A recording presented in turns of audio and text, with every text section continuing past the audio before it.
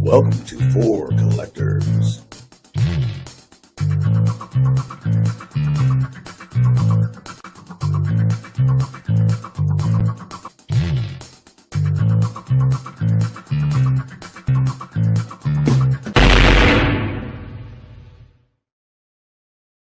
All right, hello collectors. Welcome to the Sunday live stream, and I'm your host this time, John, the 3D80s Kid.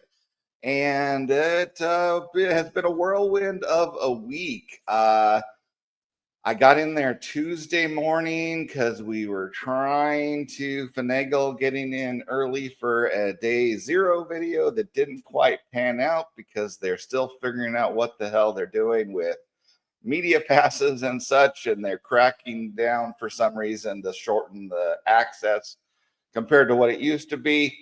But we still try to do our best to bring you footage from the show. So and I had quite the experience going home with my plane ride. Fortunately, I was able to sleep a bit there, so that helps with the energy level now. But as well as a train ride across Portland, and I just got home about 15 minutes ago. So there we go. We're still on time. But this whole show is going to be about everybody is welcome to come in, share their pickups, share their experiences with what was to me an awesome event. Still, I mean, it is crazy. There's so many people. It's so the hustle bustle of that place is just insane. But it's so great to see so many people from the community. So not to mention we got one person already in here, so let's bring him on. We have got Jake Waxpack Wisdom. Welcome. Hey John, hello everybody. It's wonderful to be here. It was the National was an incredible experience. It was my first time, and I highly recommend it. And let me just say, it was definitely different with a little bit compared to last year for me in Cleveland, which was my first. Because with Cleveland, there was no occupancy anywhere near the venue. So everybody was separated out to who knows where around Cleveland. Whereas this, at least you could kind of gather a congregation of people that are in nearby hotels. So it kind of made it, Strongsville lightish in that regard. Okay. But yeah. So what's your take then on the National? I'll bring our next person here while you're saying that. Yeah, I think that it was overwhelming. That's what a lot of people say. Hey, Orlando. Hey guys, what's going on? I joined in for a little while. Absolutely. Yeah, I mean, for first time going, it was definitely overwhelming. It was definitely absolutely wild to even on Wednesday when it wasn't as much of a busy like foot traffic day, just to like see all of the stuff and you walk into one room and then there's so much to go through, and then you realize that there's another room and there's another room and then there's another room back there that you didn't even realize was there. And then there was, of course, the upstairs this year, which we'll probably get into the disaster that was the upstairs table section. So there was that. And then Thursday, it was just being there from like 8:30 in the morning until after 6 o'clock at night. Just being in that building and walking around, and then there was everything that I had ever heard about the National was 100% true. Like between it being massively overwhelming, so much to see, so many people, so many amazing things to see between the dealers and the auction houses. And obviously I tried my best to stay away from the sort of breakers area, which was just a lot of loud noises and music, and just not my deal. It's the hype fest. Yeah, just crazy. But I think that the opportunity to see amazing cards, that was the best thing. And then getting to finally meet in person so many people like you, John, like you, Orlando, like countless others. I tried to actually come up with a list later on of I think it was like 25 to 30 people that I met for the first time that I had interacted with on YouTube in some fashion before. And that was just in 3 days that I was there, because I was only there Wednesday, Thursday, and the first part of Friday. So amazing experience. I know that maybe it's not necessarily for everybody, but if someone is a collector, I think they should go to the National at least once in their lifetime. That's my takeaway. How about you, Orlando? How was your national experience this year? It was just amazing. I mean, the best thing for me was, of course, seeing all the people there and spending time with everyone that we chat with on the chat here, and that we see each other's videos. But just to see everyone in person, and meeting Jake for the first time, meeting just so many people that would just walk up to you, especially people that subscribe to your channel, but you have no idea, because they comment all the time, but you'd have no idea who they are or anything about them. And just to hang out with those people, because we see you guys every day, we've commented, and we go on lives together and all that, but just to see some collectors that have some incredible collections, and you just don't know who these people are, and all of a sudden they're pulling out these incredible cards, and look what I got, and this and that. I mean, I had one guy that I was hanging out with, and he ended up buying almost a complete set of the 1933 Chico football set for football. I mean, I'm like, just hanging out with him and helping him buy that set, was just one of the highlights. And then, of course, seeing everybody, there was good things and the bad things, the Embassy Suites debacle, unfortunately, I missed all that. I was walking over there, and then I see some people walking out, and one guy tells me, "Hey, they kicked us out of the hotel. It's not going to happen." And so that kind of sucked. And I ended up meeting a bunch of guys over at Shoeless Joe's. So I spent it over there. But I think that was really the only down, I think, that of the whole thing. I mean, I missed Vintage Trade Night, unfortunately, John. I had to leave Saturday afternoon, so I was flying. I didn't get home until about 10 o'clock. Well, my flight arrived at 10 o'clock yesterday, so it was kind of crazy. I wish I would have stayed a little bit longer, but it just kind of complicates things when I didn't have my hotel room at that point either. So, but other than those two things, that I wish I would have been at the trade night and been able to really spend time at the get together. I think the time that I spent at the show and talking to everybody at the show and hanging out with everybody else, it was just an incredible time. And just like Jake says, you got to go. If you've never been there, you have to go. It's a once in a lifetime experience. I think this was the biggest national that I've seen, the most people ever. And it was great. The air conditioning worked, the Wi-Fi worked. So I think that that was a good experience. And just like I said, seeing everybody, like Michael Ham just commented on there, and spending time with some of these guys, and Dustin, sports card dad, I met him before, but I got to spend a lot of time with him, and he was buying vintage for the first time, vintage baseball. So it was great kind of giving him some advice on that. And so were you there with him when he bought his 52 Mays then? I wasn't there with him, but we talked a lot about the vintage and what he was going to get and stuff like that. And Flippin' Steve, he wanted to buy a Babe Ruth card, so it was good talking to him a little bit about that. And for me, being with you guys, all the collectors, and helping everybody buy their cards, or watching everybody buy their cards, or seeing the cards they bought, I think that was the best thing. I wish I could have spent more time with Mike Petty, but I think he got the flu, so I'm kind of glad I didn't spend more time with Petty at this point, because I didn't want to get the flu. I got to go see the doctor tomorrow. So, but it was great. A little bit tired, but it was great.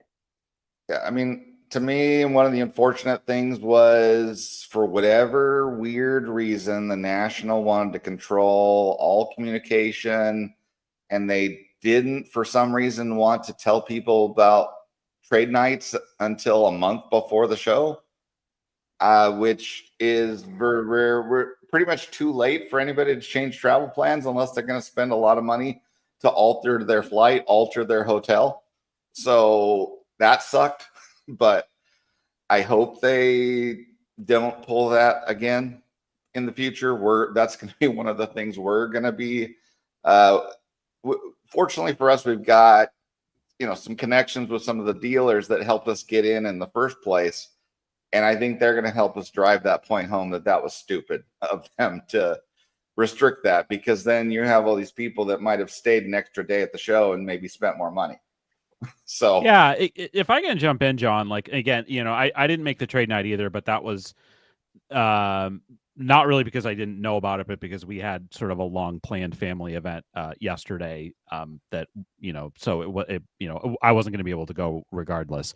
But I think that one of my big takeaways, again, I had an amazing experience and it was so much fun spending time with people, the cards, everything like that. So I don't want to denigrate anything, and I know that this is big business. I know there's millions and millions of dollars at stake, but the people that run the National need to lighten up. Like between that, what you just said about the trade night, about the about the YouTube get together getting broken up for, frankly, excuse my French, a bullshit reason. Like it makes, you're trying to have a fun event, and and I just think like it's not. There was just too many restrictions, too many things being tightly wound up, and I think that it's really unfortunate that if they seem to think that people are only there for what happens in the convention hall, they're wrong. A huge event like that thousands of people go to, they're wrong. So I'm hoping that it's probably going to. My guess is it's probably not going to get better. It'll probably get worse, just because again, this is my first national, but obviously this is an event that has grown and gotten bigger and bigger and bigger over the years, and people saying this is the biggest national that there's ever been. But and yeah, I don't want to take away from all the good stuff, but yeah, the people need to lighten up. Yeah, and I don't want to pile on Mike. I know he wasn't expecting what happened. It was clearly a learning experience that will not be repeated. But for me, that was also a disappointment, because that is the one chance where everyone congregates. So I feel like I didn't see some people because of what happened with that event.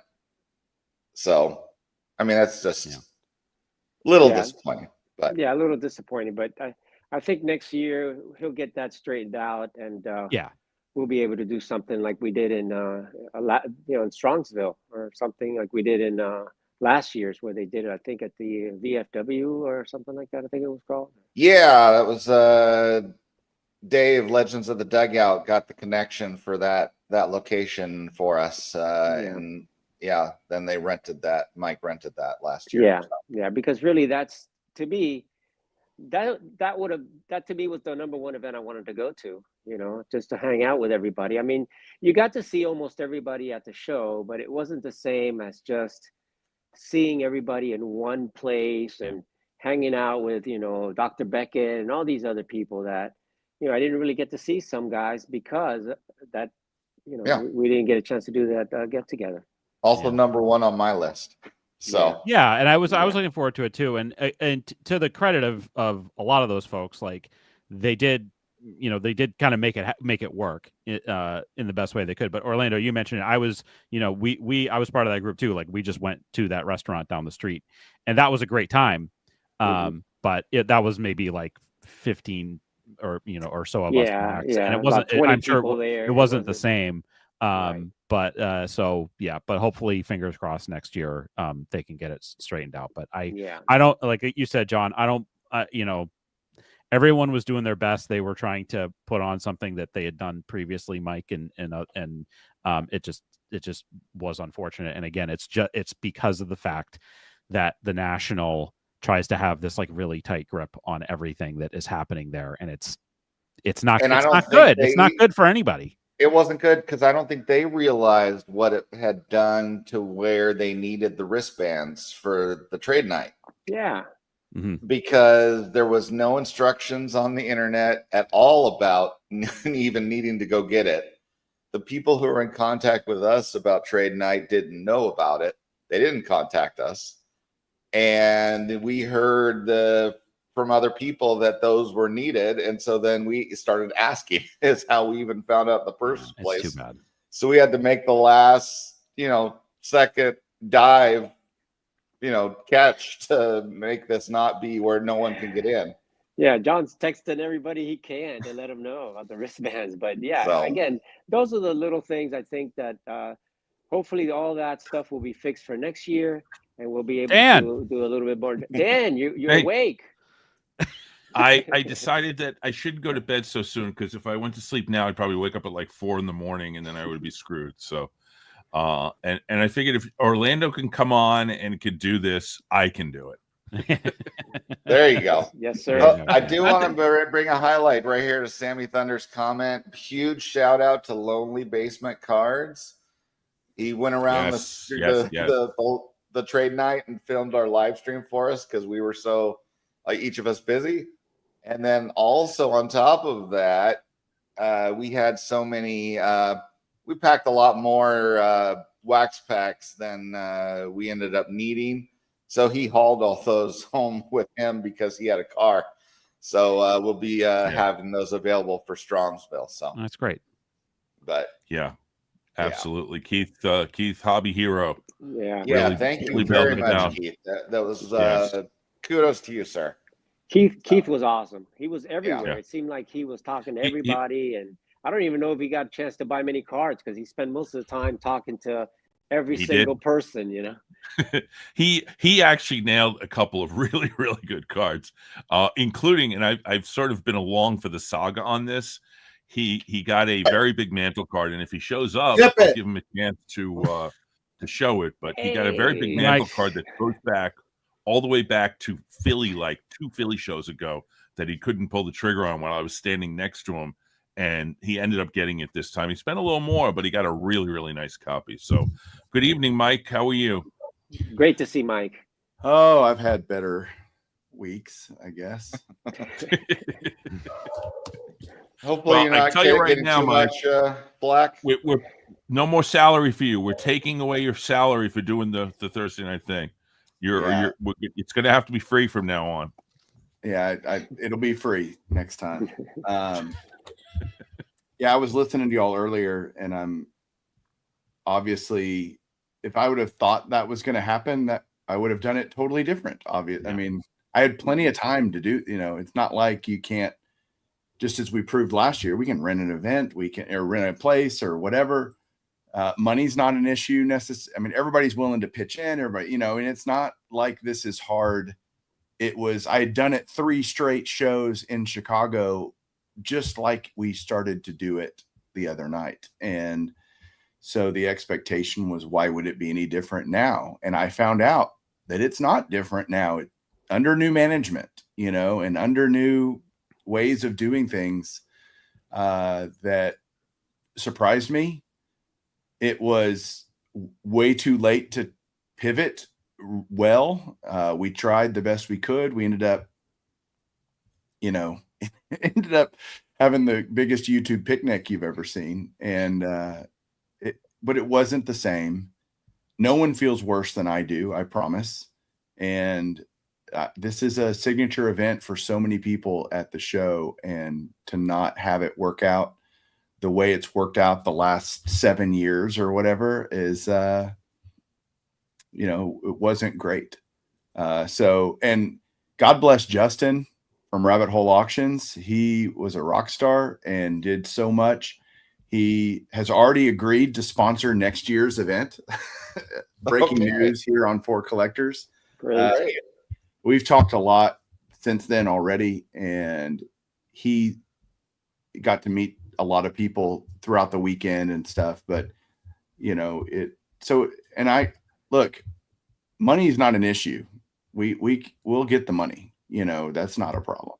And so I'm glad to hear, truthfully, that the people that did stick around as we wandered through the desert, we ended up in a little oasis, and we had a great time. There wasn't adult beverages, we did the best we could with what we ended up with. And I totally understand people splitting off and going to restaurants like you guys do. Like, of course, You know, I didn't have a better solution in the moment. And going to, where did everybody go? Shoeless. A lot of people went to Shoeless Joe's. Yeah. That place wouldn't have held all the. Did y'all see how many people were in there already? No, we had a problem. No. We actually had a problem. There you go, Mike. Blame Chris from Missouri. The waitress is basically telling us like she wasn't going to be able to get the food. There was only 2 people in the kitchen. Miraculously, it got really better when one of our very generous members of the party slipped her $100 bill, and suddenly she was very excited to have the party. So I bet it took a little payoff to get it to happen. But yeah, Shoeless Joe's wasn't ready for us. Very clearly, they were not ready for us. Yeah, but I think you guys that stuck around for the party, you guys ate before we did. That's for sure. That's true. But yeah, I made it kind of clear, but I hope it was clear. I tried right then. I'll rent a room right now. Me and Justin were all in. Like, they had gobs of conference rooms right down there that were completely being unused. Okay, what do we need to do? Oh, we can't allow events not sanctioned or authorized by the national. And I'm like, okay. That is a clue though about next year. You know, we're going off site. I think we're going to have to go off site, off the grid. You know, and the thing that irks me the most is look, we're just collectors, right? We're just people wanting to have a good time. We're not rowdy. We would have spent an ass ton of money at that bar. And you know, it's like, I don't really get that. The national can make whatever rules it wants. It doesn't mean we have to follow them in terms of, okay, we can't be here. Fine. We'll go somewhere else.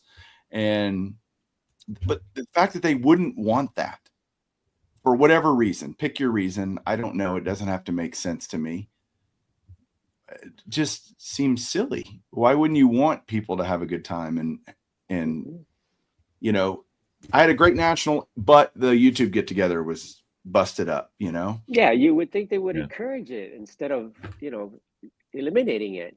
I mean, they can't control everything. I mean, it's not even at the center. Exactly. But, you know, I know that, you know, they deal so much with those hotels, but come on, you know, encourage it and help us out.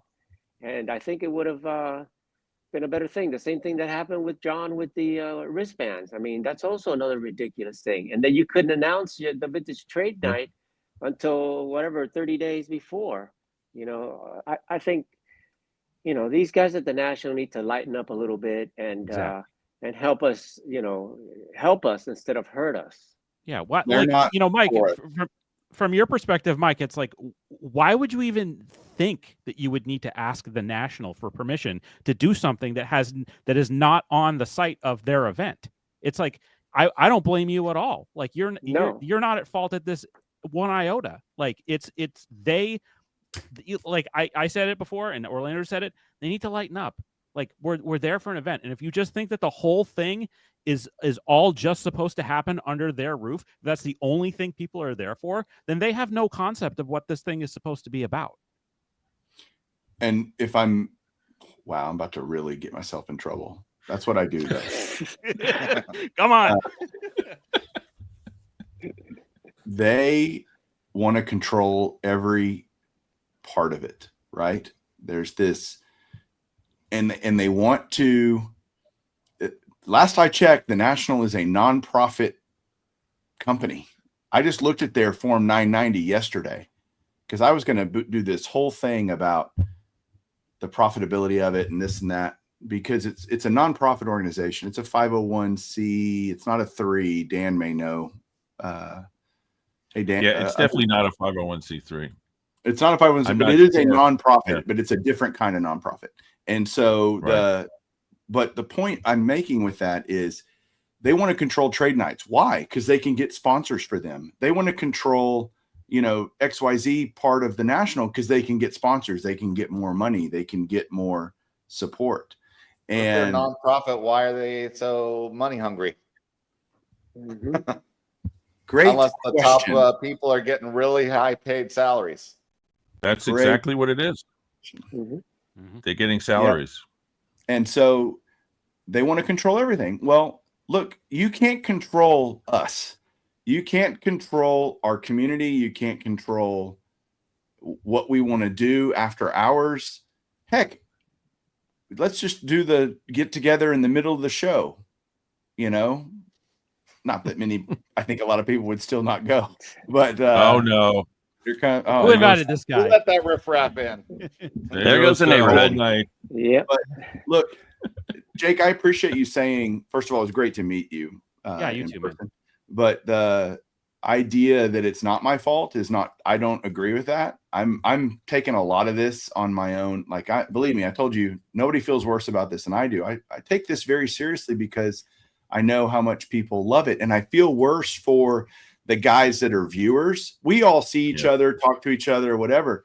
Yep. There were people there that said, I don't do a channel. I came because I listened to your podcast. They'd never even seen me, you know, and they only listen on podcasts, and they heard my voice and they're like, oh, you must be Mike. And they just wanted to come meet other collectors. They just wanted to come chat with people and hang out. Those are the people that didn't know how to, that the people that stuck around were mostly content creators, truthfully. And so we just know, we've been around the block. Hey, let's go. We'll hang out wherever. It's the other people that said either they showed up late and we're already busted up and all out of there, and they show up. They're like, well, I guess this thing didn't happen, which is why I felt compelled to do the video the very next day explaining what happened if people are watching and showed up. And some people commented that, hey, I showed up and nobody was there. And I guess it got busted up. And that's honestly what I think was the root of the issue, because so many people were probably going to the front desk going, hey, where's the YouTube event? And they're like, what event? You know, and people, you know, and the lady comes upstairs and she's like, holy crap. And everybody's eating their food. And, you know, I'm like, oh my gosh, I'm going to jail tonight. Well, that's one of the things I feel bad about is the folks that are the viewers that come to that event if they didn't show up right at the beginning, because all of us have a group of people we can split off to and have a great time. But they, you know, specifically wanted to come see us, and that's you know, that's a sad, unfortunate thing there. So it is. And Mike, the point I was just trying to make was just like in terms of like having to go through the national to do this. Like, I just don't think there was any way that you could have known that was apparently supposed to be the process. Of course, if I had known, I would have tried to do that. Fault there. Yeah, I would have done that if this isn't like I didn't know to prep for or to. All of this could have been handled if I did it the way I've done it the last 6 years, I guess, technically 3 different Chicago Nationals, right? 19, 21, and 23. Well, with the trade night wristband fiasco, we actually had a couple of days notice, not from the National or anybody in any position of power, but other people told us.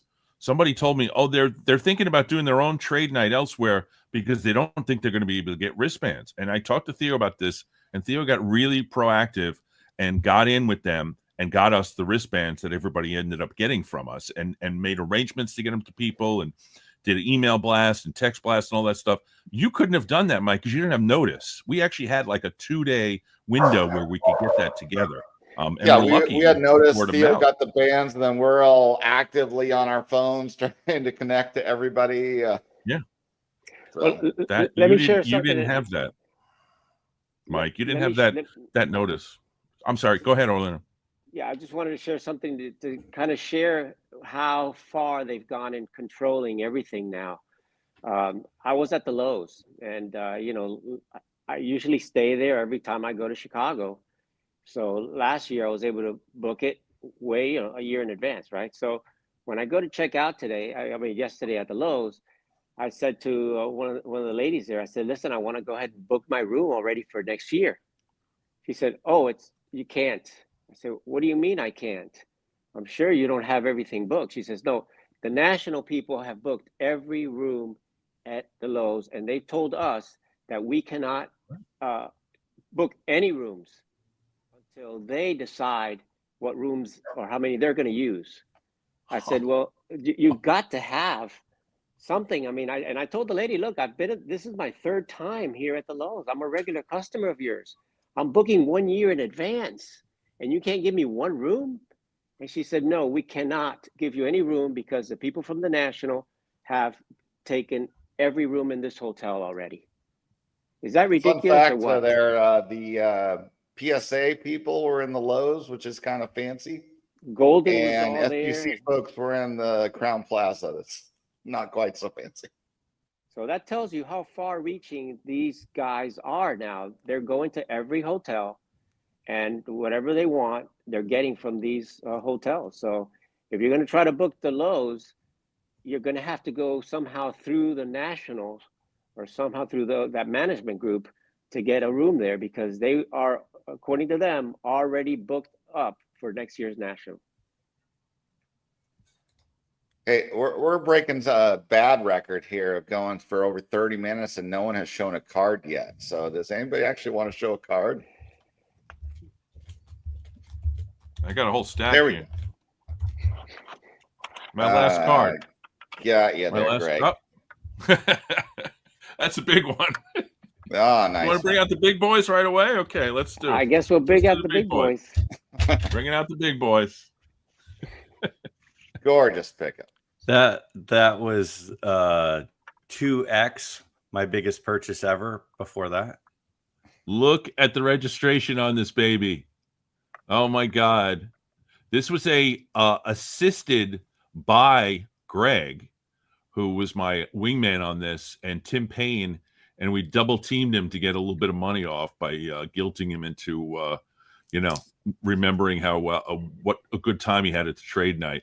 So I ended up getting this at like slightly below comps for a 3 that's like has no business being anything but a 4 or a 5. So that's my that's one of my proud ones. But Greg was giving me a lot of assistance in that one, and I really thank him for that. Orlando. Gotcha. Wow. Oh, there we go. I haven't shown my pickups at all. I'll be doing the video hopefully when I get a chance, hopefully tomorrow. But Yeah, that was my same big here. pickup, my green Cobb, and it's a Sweet Cat Series 150, which is the first series of the T206. So that was my big pickup, and gorgeous 1.5 with honest corners, like Petty says. Great card. That's a great card. I can show. I mean, Mike. if we're all showing Cobbs, let's just Yes, keep it sir. going. There we Show go. Mike. Do Mike next. All There right. we go. How So about what's two- the story in this one, Mike? I know there's a two story behind it. I encouraged Mike to buy this card. He did. Oh. Jake did. He was right there when I bought it. I bought this from Stan. I had this and a 41 DiMaggio play ball, and I was debating. They were the exact same price sticker, and it came down to 3 Hall of Famers is better than 1, I guess. And that middle photo, that's a Conlon photo. That Yep. is an amazing photo in the middle. It's Greg iconic. Kreinler has actually done artwork on that photo. yeah, Beautiful it's card. so I got that. Thanks, Jake. You're Look- welcome, look man. what It was Jake got. yeah. I mean, basically, you had the 2 cards, and I was just like, look, like in my opinion, you can go to another show and find and I know it's a card you've been looking for a long time, the right one, the right 41 play ball DiMaggio, but a card like that is like a 1 that looked that beautiful, that has like the 2 Cobbs plus Jennings on it. Like, to me, that was you couldn't go wrong either way. But like, I think that was the right call to buy that card. Definitely the right move. But anyway, this is me. Yeah, I was jealous of your King Kelly pickup. I love that King Nice. Kelly. It meant a lot because like when I bought this card I bought this on Wednesday. I bought this from Don Hantz, who is a incredibly well-known New England dealer. He founded a card shop in Portland, Maine 30 years ago that is still in existence. It's changed hands several times. But I bought this card, and I'll show the back as well. It's got the stamp. Love the stamp. I showed this to the first 2 people I think that saw this, besides my wife, who did encourage me to buy this, were Orlando and Rick. And when I showed it to them and I saw their reaction to this card, that meant everything. And you see Rick there in the comments. I saw Orlando and Rick, and they both marveled at this card, and that's how I knew that I had done well. So I'm absolutely thrilled with this as a guy that collects Boston players. This was like I had basically 3 big boy cards on my list, and this was one of them, and would have been the hardest one of the 3 to get, in my opinion. And I only saw a couple others of these on the floor, and they were all way out of my price range. So I was absolutely thrilled to get that one. Hey, can I give a quick and I'll hop off here. I'll just go watch. But Hughes, which is down, he's down. Hughes, wave your hand, fellow Rangers fan. His wife was awesome the other night helping out. Several wives were there picking up trash and empty pizza boxes and plates and all kinds of stuff, and it was just awesome to have them helping out. So Hughes, thanks for all your help, man. Yes, sir. You bet. Yeah, Hughes's wife and my wife were did all the chit chatting on Wednesday night, and so they got to know each other pretty well, which was great. Well, that was just welcoming to the YouTube community there, Hughes. It's going good. I really enjoyed getting together with everybody both nights, and I think she enjoyed it as well. So just visiting with everybody like I was doing. So it was a lot of fun. Awesome. All right, I got one card that was the last nail in my budget coffin that didn't show up till I was already out of town. But let's see. Here we go. So I got this guy here. Nice. Jealousy has a name, and it's Mike, baseball collector. Tough set. Tough set. Yeah. So this will work. It's a good one, John. So a lot of those come back as authentic for a variety of reasons. My Hubble from that set is also authentic, and I don't know why, because I know exactly why this one is. It's because apparently they print the whole sheet with just the one card, because at the top it says 33 and the San Francisco Giants. Giants right fielder. That's supposed to be at the bottom of the card. So it is miscut. Also, San Francisco, John, come on. It's 1941. Well, yeah, sorry. It just the phrase rolls off the tongue too automatically. I'm going to hop off too, because you got 9 guys now, and I should go to sleep. I'll go too, and I'll just go watch you guys. I just want to show one more card because I know he's in the chat. And then I'll go. This guy, it's my only home run derby, my first home run derby, and look at that. It's a 1, but hey, who cares? This was a really, really nice deal from a really, really nice and generous person who you think is not, because he makes all sorts of crazy comments, but he's one of the best guys around, and that is Mr. Mike Petty.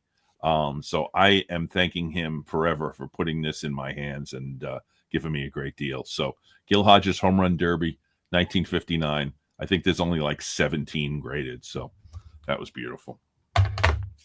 Nice. All right, folks, I had a great time. I think I'm going to go to sleep because I've been sleeping on an air mattress for a week. Everybody night, take Dan. it easy. Great to see everyone. Good night, Dan. Good night. Great Good night, rolling with you. See you soon. Jake, I wanted to tell you, I lived right down the street from where that stamp is on the back of your Kelly card. Okay. And all of the stuff is still there from all of the old tobacco factories. So everything that's stamped on the back of the old T206s, the American tobaccos, those buildings are still there, and they've been converted to apartments, the old tobacco factories. So you can actually go back into that history of the time of those cards and see it all. It's beautiful to go explore. And I used to live there for a while, so you know. That's awesome. Thank you for letting me know that. I definitely was planning on doing some research and probably doing a video about more info about the background of this, of where the stamp came from. So that gives me a good head start. I appreciate that. It's all still there. It's worth checking out if you're ever interested. Just wanted to say it's really cool. Thanks. Appreciate that. All right. Any other cards or stories for anybody? Yeah, I know. I was gonna say I know Greg has one more baseball card that he got, and there it is. Awesome.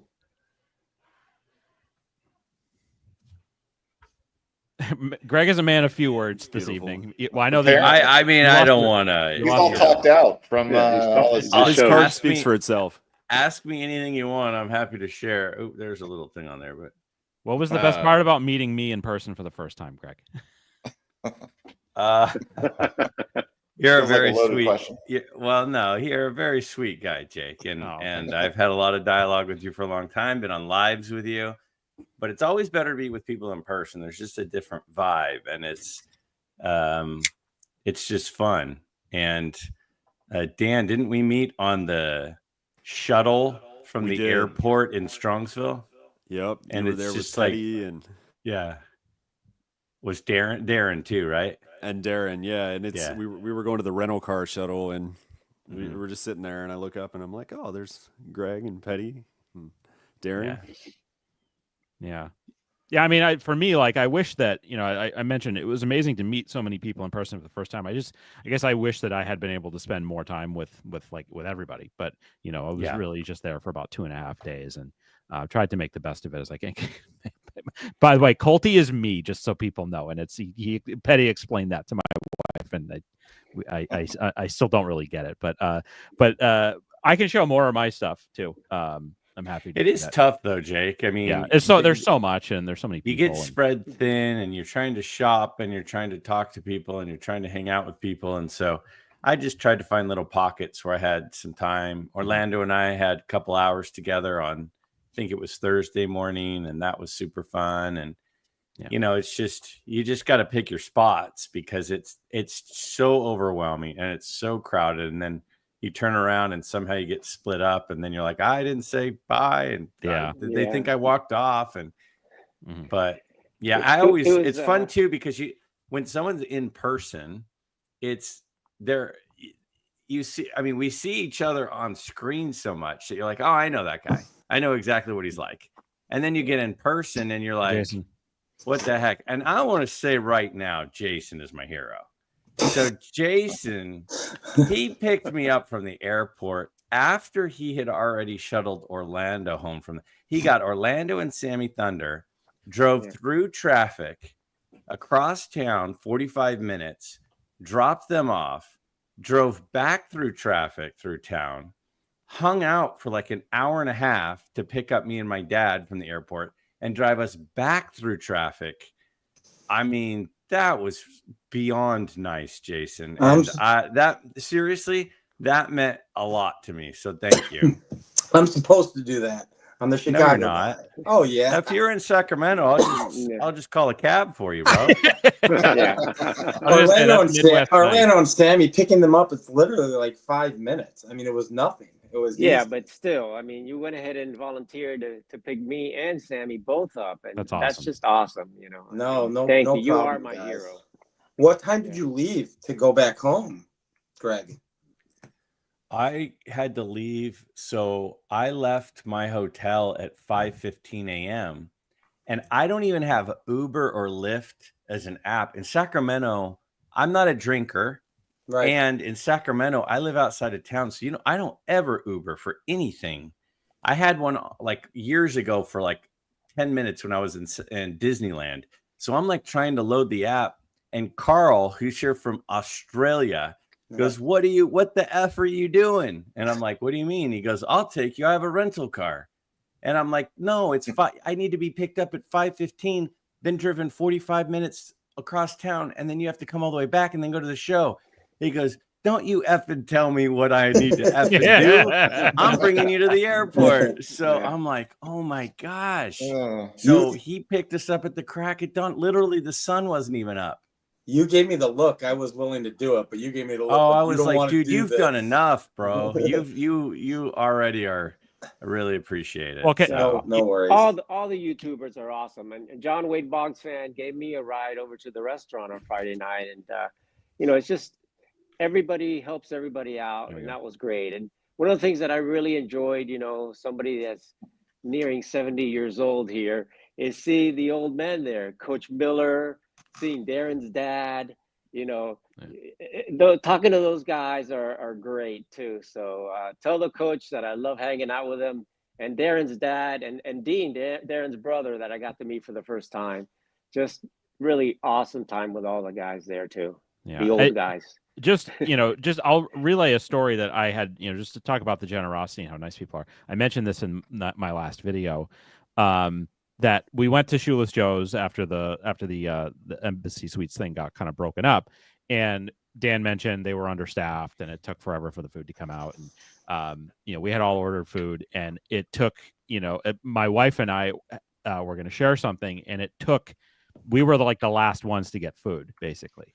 And No, when you everybody weren't. else at the table No, realized, you weren't. We were the last ones, and I got a well, no, story you were for in the that when bar, you're right? done. But well, I'm just saying, like at our table, we were the last ones. And when everybody realized that we didn't have food and everybody else did, like Greg was offering me like his sandwich, and Darren was offering us his cheese curds, and like Tony, like everybody was just like, take my food, like whatever. It's like, and that's the YouTube vintage community. People will give you the food off their plate. And I'm so thankful to be part of this crew of people. So. We got there before the big crew. You guys were all trickling in. So me and my friend Joe got there ahead of you guys, and we were sitting at the bar. And I didn't even think to go outside. And my first thought was, this place isn't going to be able to hold everybody, because I figured even more people were going to climb in. So the 20 of you roughly showed up. Orlando was there, Jake, you were there, Greg and Tony and Petty. And so I was saying hi to everybody, Sammy and whatnot, while you guys were sitting there. And we had ordered like before you guys even all got there. But you guys got served first. Now just learned. There's a reason for that. Yeah, I just learned watching this 10 minutes ago why you got served first. And I'm like, oh, okay. And so, but the funny thing is that same guy was up getting drinks at the bar, and we had already ordered. He said, you ordered already, and he starts throwing money at me. And I said, I'm not taking your money. And I threw him. I'm like, kid, take this. Like I'm a stripper. He's like throwing hundreds at me. I'm like, take your money back.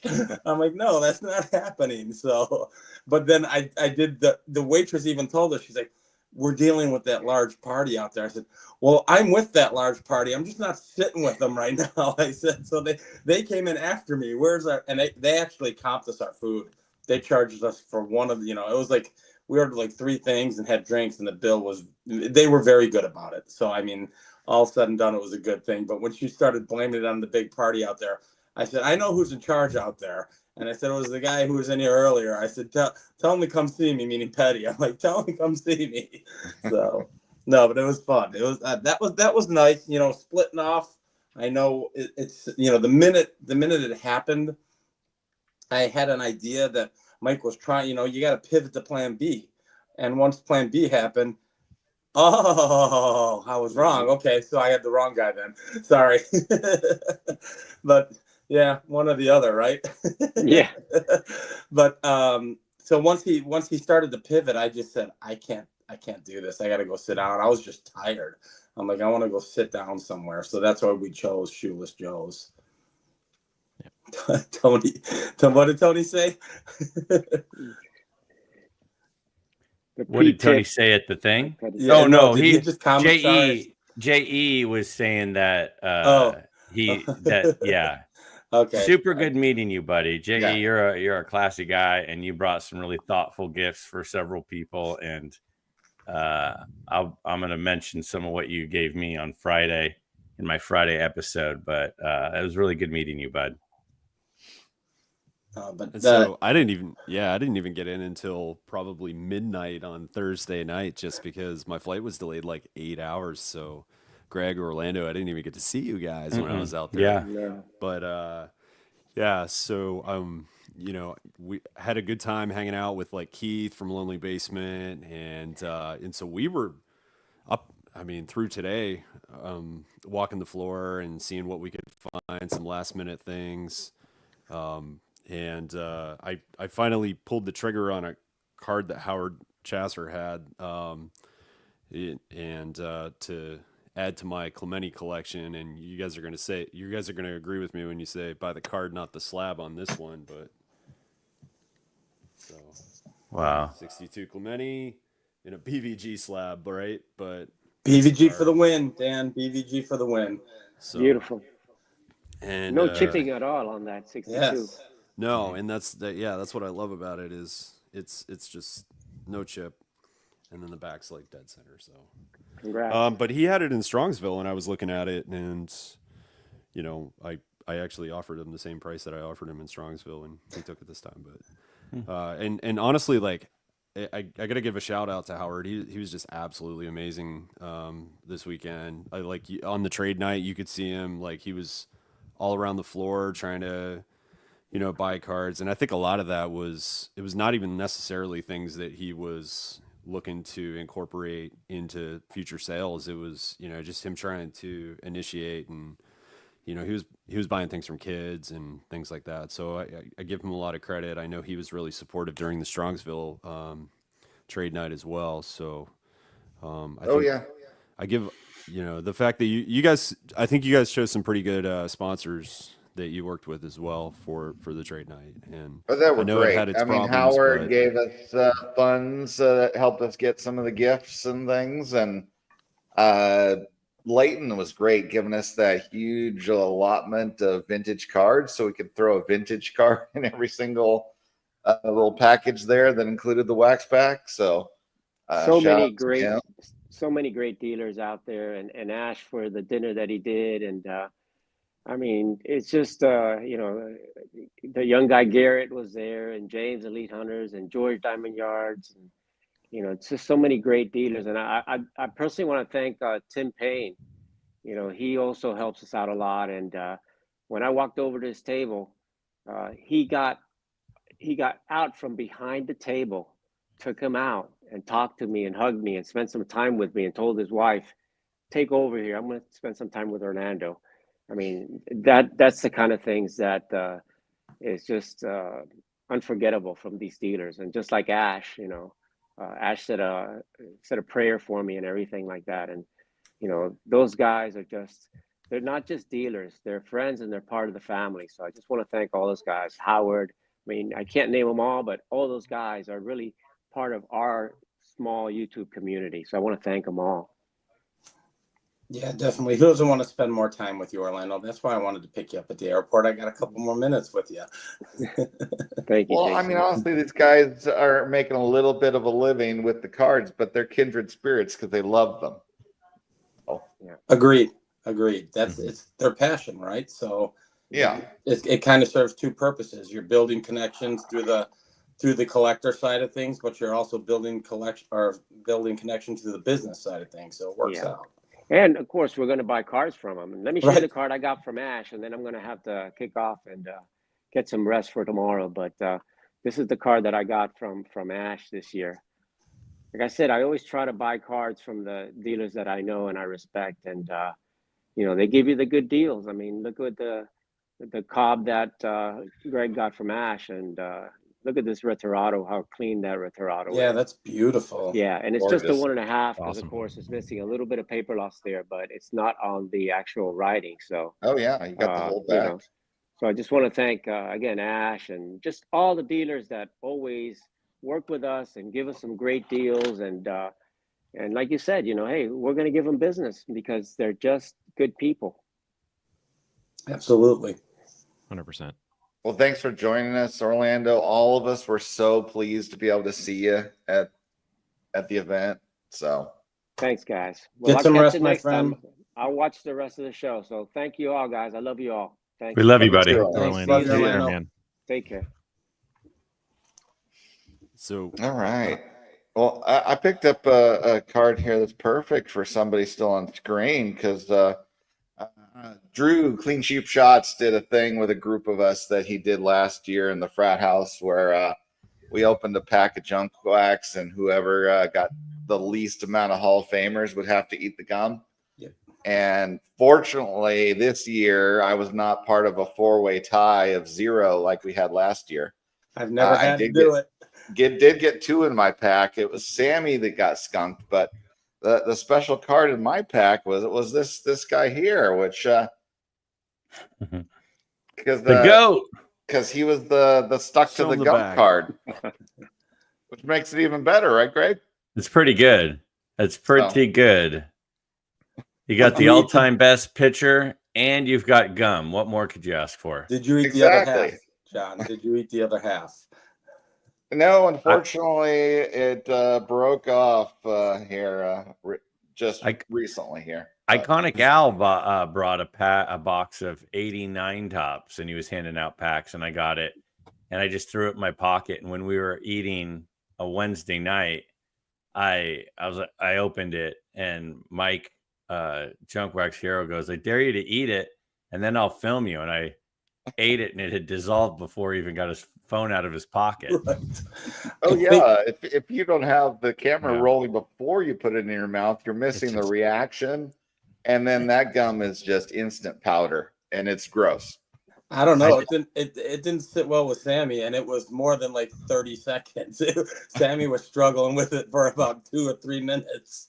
Yeah, he's a spitter, not a swallower. Wow. Oh my. Somebody X-rated. capture that. Must be the late night crowd. That is a clip forever, John. Might Nice see job, that my clip friend. again or 12 times. There's a short on my channel where I chewed gum from, I think it was an 83 Tops pack. Ooh, it was Yeah, that's rough. nasty. I've yet to do. I was on the I was the first one to open a pack and got really nervous because I was getting down to the wire with no Hall of Famers, and Jack Morris appeared. So and then Sammy went next and had none, so I was saved instantly. So that was a bonus. One of the things I'll say is it was really cool to meet a lot of people I hadn't met before. I see Michael Hamm in the chat, and I got to meet him. He was with his buddies, and I hadn't met his crew. And I see him in chats, and I appreciate him coming into a lot of our vintage chats. And I know that that's not necessarily his thing, but he still hangs out a lot, and it's cool that to see that. So it was nice meeting you too, bud. Yeah, agree. Very cool. I got to meet him for the first time as well, and very cool guy. There he is. Oh no! Did you hear that? Oh boy! I didn't hear anything. Oh, geez. Did you just wake up? Yeah, I did. Okay. Good morning, Sammy. Morning. Yeah, that's one thing I really enjoyed was just meeting everybody, being my first national experience, and really just having joined the community just a few months ago was really neat. Because I watch the videos all the time, but to put names and faces with what I see on video was really cool to do. Yeah, the first time you kind of do it, most people, it takes them a while. You might meet people if you've met people in the community and don't have a channel. It usually takes a couple months before you pull the trigger. But if you've got the opportunity, even if you're 2 or 3 months old, as far as the channel goes, people are going to know you, and most people, like most new channels, will say no one's going to know me. People will know you. I mean, it hits the algorithm, and people know who you are. Yeah, that's what I thought would happen. I was talking to my wife. I'm like, nobody's going to know me. I don't get many views and don't have many subscribers, and yet, I mean, it didn't matter if you knew me or not. Everybody was just as friendly as if they had known me for years. Right, and that's awesome. And it's tough because everybody on the screen and everybody who has a channel says the same thing, but that's what it is, and it's hard to express it unless you're in it because it's so overblown because everybody says it. I almost say, I'm like, it's so cliche. I have to always say that before I say it but it's what it is. So yeah, I'm still not used to the fact that I walk around these things and all these people know me. So it's weird. It is it's definitely weird. It was weird to have people just randomly be like, hey, problem. I watched your video this morning, and what's that? I don't have that problem. So. Oh, hush. You do too. You had Come people come on. up and talk to you. I saw it happen. There were a couple of times, I think it was you. There was like about 5 of us walking through, and there were a couple of people with some massive channels. I want to say it was like Mike Moynihan and Mike Junkwax Hero, and there was like 5 people, and the person I thought it was you, came up and was like pumped to see whichever person it was had like the lowest subs, but they ignored these other guys and were just so stoked for the other person. It's like you have lots of people who watch your channel and like you, Jason. Was that by Ash? Greg, were we by Ash? Might have been like a little bit away from him, near him, kind of near the PSA booth ish. More is what I remember, but okay. I thought it was you. Somebody came out and was pumped, and you were like right next to like 2 really big channel guys, and I was like, that's awesome, Yeah, like someone at one point came up and was waiting to talk to me, and I was next to Mike Junkwax Hero, and I thought they were waiting for him, and then they turned and they're like, Mike was like, hey, and they were like, oh, we're waiting for Greg. And I was just like, oh, That's awesome. Oh, That's awesome. Love it. Yeah. Yeah. So I mean, it's you never know. I mean, people have different people that they click with and That's true. personalities that they, jump towards. It's pretty cool. Sammy, what time did you get home? Because you left really early too, didn't you, this morning? Yeah, I got home by around in New York time, about 10:15, 10:20 in the morning. And yeah, I've just been pretty much in bed all day. So fantastic. Yeah. Is that Chris busting my chops? Yeah. Yeah, I'd use another term, but I'm going to keep it G-rated. Hey guys, I'm gonna jump off, but just because my battery is about to die. But I wanted to show you guys something just real quick. It's crazy. So Keith and I were like looking last second on Sunday, and there was a table over there that I can't remember who it was, but they were just like everything half off. Nope, he just died. Oh no. Oh, man. I think he was getting ready to show some. We'll never know. We'll never know. It looked like Bond breads, from what I could tell. Yeah, it looked like I think Ralph. I think it was Ralph Kiner. Was it? So. Okay. Yeah, that's the bonus to Sunday, right? So most of us leave. Not a lot of us do the show on Sunday, and I do know I've heard from people that's the best time to go because it's just a fire sale. Oh, he just texted us telling his battery died. Well, now everyone is going to have to watch his channel. Right, exactly right. That was really smart, actually. That was some great marketing. Yeah. So there's 132 people in here that want to know what he got now.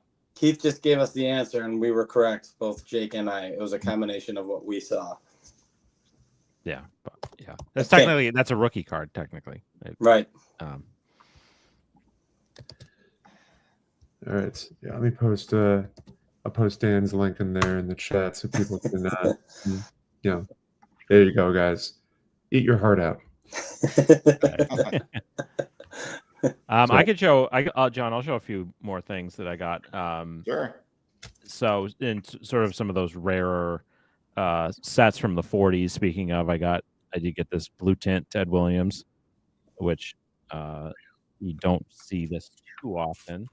It was funny. The dealer was like, I've seen people crack these out and cut the edges, and you can resubmit it and get a 7. I'm just like, okay. I mean, if I was going to resell it, maybe I would do that. But I'm a Ted Williams collector, and I'm not going to do that. And these are just blank on the back. One of the cards I wanted to get in the. I'll just show one more. This was all from the first day. I wanted to get a 34 Gaudy Carl Hubble, and there were a bunch in the room, and I just thought this one was really nice. This was from Stan Locke. And good centering, good color.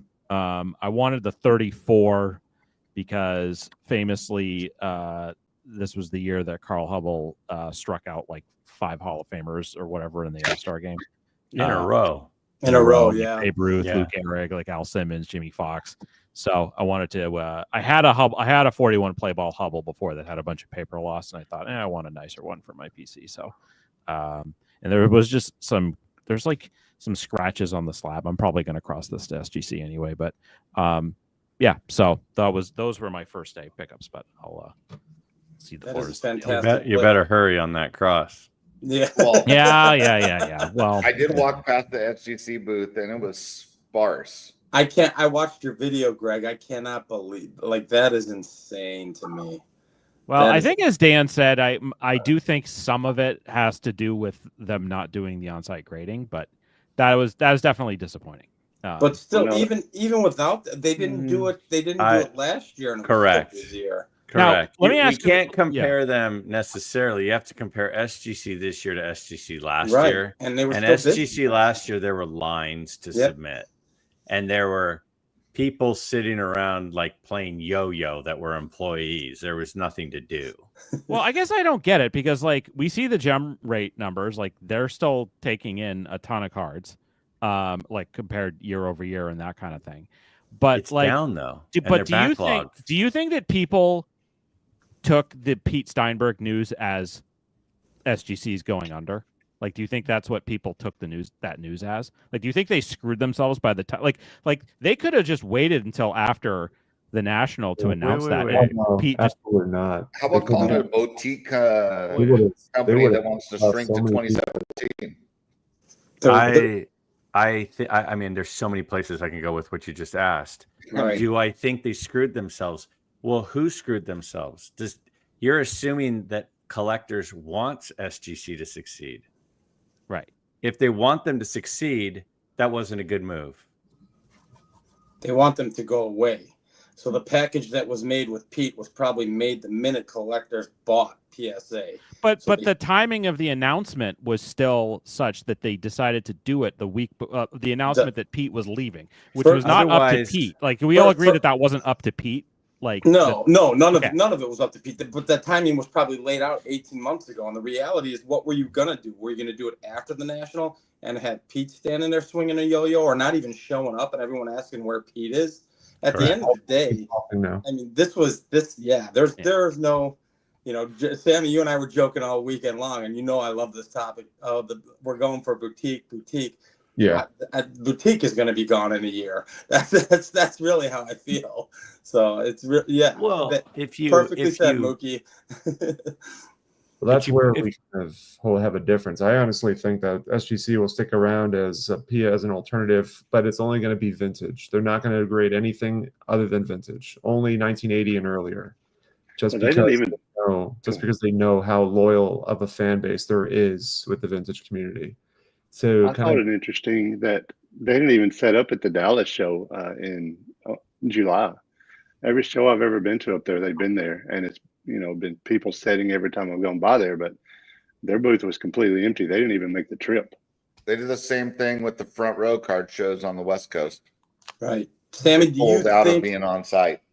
Sammy, what you're saying, I understand that, and I kind of get where you're going with that. My thought behind that is, as a business owner, having the tuxedo, having a different slab, all of that cost, if I'm collect/PSA, would it matter? Why would I want that? It's because how much is an SGC slab cost? It can't be that much far more than a PSA slab, as far as but now you have a different one, right? But the thing is that everybody now knows that it is a brand that's housed under, and news travels fast, right? So things kind of get around really quickly. Sure. So we now know that SGC is kind of being compressed in this box essentially. And you could completely do away with it, but because it's been addressed, and I think it was Ryan that addressed it, or Nat was it that addressed it, that SGC is wildly successful with the vintage community. I don't think anybody can deny that. People love to grade their pre-war stuff and their golden age stuff with SGC, and so I think it's the lion's share of grading is still going to happen with PSA, but I think it's smart to keep SGC around just for vintage. If they're going to use the boutique moniker, then apply it to vintage and make it so that when you go to the PSA website in the future, you can say, I want to have my card slabbed with SGC. And then it can say, it can prevent you from submitting if it's anything after 1980. Sure. No, that all makes sense. My only concern with it, my only reason I feel it's going to go bye-bye, even if you can eliminate the cost perspective of having a different slab, Collectors is not a company that's ever thought about the collector itself and the loyalty of SGC. It's the bottom dollar. And in this industry, or in this hobby, PSA rules the roost, and people will swing in time and switch over. Let's ask this question then. I'm going to get everybody's opinion on this. Let's assume that they do away with SGC completely and they just go focus on PSA. What is the percentage of SGC loyalists that are going to go over and cross over to PSA if they provide some sort of promotion? And how many of those, and what is the percentage of people that are going to go to competing grading companies? I think in the short term, it could be a 50-50 split, but in the long term, and this is what we were talking about a week or two ago with you, me, and Orlando, I think in the long term, SGC is going to be a forgotten brand, and PSA is going to dominate, and it's going to continue to dominate. If those who don't go to PSA choose CSG or Arena Club or any one of those other guys, and they don't stick around, a monopoly is a monopoly. So at the end of the day, PSA is gonna win when it's all said and done. It's kind of, or Collectors is gonna win, how I see it. You know, percentage wise, early on, maybe it's only 20% are going to PSA. I don't know. I don't have the data to be able to say it's this or that. But I know what you're saying. That makes sense what you're saying. You know, that's why you would want to keep it based on that loyalty. I just don't know if they care about the loyalty. Does am I being too harsh? You guys, tell me I'm wrong. I love debating this. Sam knows I do. So I don't think you're wrong. And I hadn't seen, you know, just in terms of year over year stuff, like June they graded more, but July they were down. And I think that to me, I just don't think that. I do ultimately think that collectors will do what is best for their bottom line. And you know, we kind of have heard like the direction this is going is that they are cutting costs at SGC by moving people over to PSA, by them saying that they want the company to be like it was pre-pandemic. You know, I think that they don't I think that it depends on how important they view the market that SGC caters to. How much do they value that? How much do they value the people that send stuff for vintage, or dealers that send stuff because it can be turned around faster? Like I just sent in my first CGC order. I did the dual authentication for an autographed card. And the turnaround for the autograph card was it was just one card that I sent in. It was roughly the same as sending a card to SGC.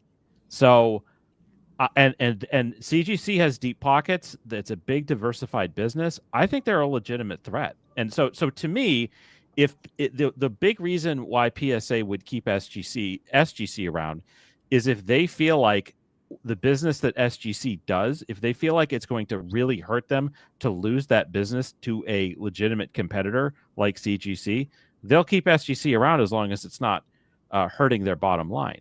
But otherwise, yeah, the more that this goes on and the more we see of this, my concern is that PSA just doesn't see the value in keeping SGC around, regardless of how much we, especially as vintage collectors or people that just like quick turnaround times, you know, it's just how much do they value it, and based off everything that's happened and reading the tea leaves, it feels like they don't value it very much.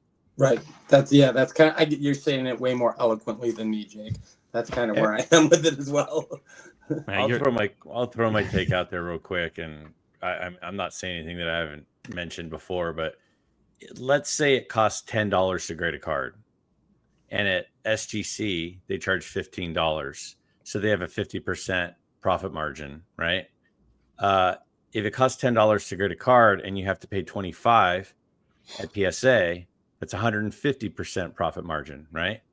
So even if you lost half of your customers that were SGC people, it doesn't matter, because if half of them go to PSA, you're still coming out ahead financially, because you're making 3x on every one person that crosses over. So if half go to PSA and half go to CGC, they're still making 50% more. And at the end of the day, everything I learned in my business school and all the classes I took was that it's all about profit margin. It's all about cutting costs and upping revenue. And that's exactly what they would do if they got rid of SGC. I don't want them to get rid of SGC. I love SGC. I just made a submission to SGC. I have a bunch of cards in SGC holders. But from a business perspective, a company that was bought by venture capitalists that want to take the company and put it on the New York Stock Exchange, they care about profit margin, they care about revenue, they care about costs, and it would be a profit loss if they were to keep SGC, because they make so much more money on every single order that goes to PSA over SGC. So they'll either have to jack up the prices for SGC, which they might, and that way they'd have the same margin even though it's probably going to be economies of scale wise, it's going to be more expensive for SGC when they bring them back to 2017, numbers. So the profit would be different, but they're either going to jack up the price or they're going to just completely wipe them away. One of those two things are going to happen, because they're not going to lose money to keep SGC around just because it's going to make some collectors mad. They're going to do what's going to make them the highest IPO when they go public. Right. No, that makes sense. And again, I hope I'm wrong. Out of everybody who's having this conversation, I hope Sam is the only one who's right, because I use them. That's who I've submitted with. I hope Sammy's right too. Yeah. 100%. We'll see. Oh, man. Let's look at some more cards. Right. Sammy, you hate talking about that. I only bought 2. I'm going to show everything I bought at the National. All right, I'm done. And then you made a trade for pirate cards. I did, but those are actually got submitted to SGC. That everyone looked so bored over there. I wanted to keep them company, and so I submitted 12 cards, including the 2 pirate cards. So my set is officially complete even though it's not in my collection. And I crunched some numbers last night, and I think my average grade, if you care about grades, is 3.2 on my complete set. So that's great. Good for you, man. For an 1888 Allen and Ginter set, 3.2 seems pretty high to me. It's an amazing accomplishment to complete any set, but especially a set that is like that old. So, way to go, man. It was fun. Now I got to figure out what to do next, though. I know, that's the thing, right? It's like, what's next? I don't know. Pre-war oversized, Greg. Pre-war oversized. 39 Gaudi premiums. You're gonna show this to Aaron's been busting my chops from Valley Vintage for quite some time. I'm really happy about this. Aaron's been pushing as the pre-war pusher. Pre-war pusher. Yeah, that's a great channel name for somebody. That's his nickname. That's his nickname. Okay. Yeah, it's moniker. But he's been saying you got to connect between Mathewson and Mays, and so I had many choices, but I ultimately decided to pick up this. There you go. On the Stars of Wow. Hubble. I actually got this from George Diamond Yard. I always say it, man. Super sharp, Sammy. Thanks, man. That's beautiful. Thank you. I say this all the time, and I don't know if people listen or not, but I always say that we are each other's best resource. So, when it comes to YouTubers who have tables, I mean, when you are familiar with each other and you find a card you like, it's always kind of kismet to be able to make a solid deal with your fellow comrades in the community. But this was. So I sent it over to Aaron right after, and he was very pleased. I did talk to him, Sammy, today, and was talking about how I bought the most I've ever bought at a show, quite honestly, and I was saying, man, I can't look at any more cardboard. It's been like 4 days straight of just staring at cardboard. Yeah. And we got off the phone, and an hour and a half later, he shoot me things on eBay going, hey, this is right up your alley. I'm like, I don't want to look at any more cardboard right now. I want to address someone in the chat who just asked, was like, how is that a 1.5? But Ben Fisher, if Ben, I don't know if Ben would want to jump on, but Ben's pickups from this weekend were out of this world. Mm-hmm. And one of them was pre-planned, and then the other one was something he was able to accomplish after selling a few things. But I'm really hoping he'll jump on and show it, because it will kind of like make people just completely, it will knock them out. So I don't want to believe this. We have 160 people watching. Wow. This. Yeah. So Ben, if you want to take the opportunity, man, this is an awesome time to do it. All of you guys look fresh too. I'm tired and beat down. I've been home. I got home Friday. Okay. Morning, Yes. or afternoon. I got home 15 minutes before this stream started. Is that right? Geez. Seriously? Well, That's that's why I was just dedication. eating there Dedication on of the camera. collectors, guys. I tell you what, these 4 collector guys are insane. The amount of work you guys put into everything, we do all need to thank each and every one of you and all of you, man. That trade night went off phenomenally. I see some of the behind the scenes stuff that you guys were doing, and it's a lot of work. And There was a lot of fires to put out for that. Yeah, to exactly go right. be And successful, man. I I got really believe that all of the work that you guys are putting in is benefiting not only the community but educating people. I think it's phenomenal. This channel is going to just take off like nobody's business, as it should.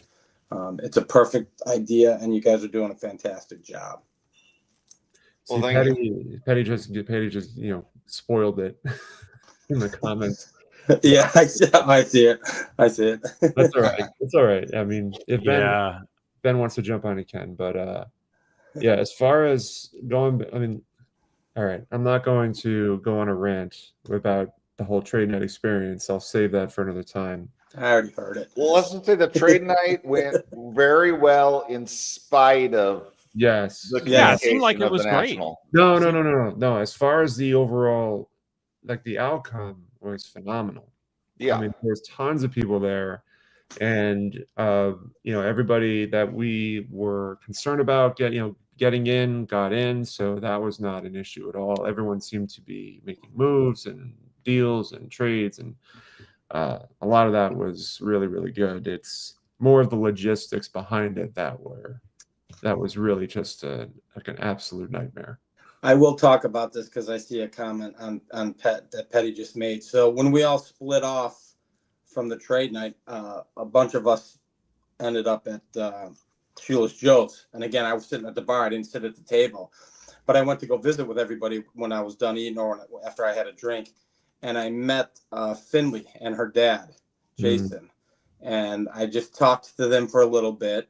Yeah, great. Awesome. Oh, there we go. Yeah. And I asked her. She was great.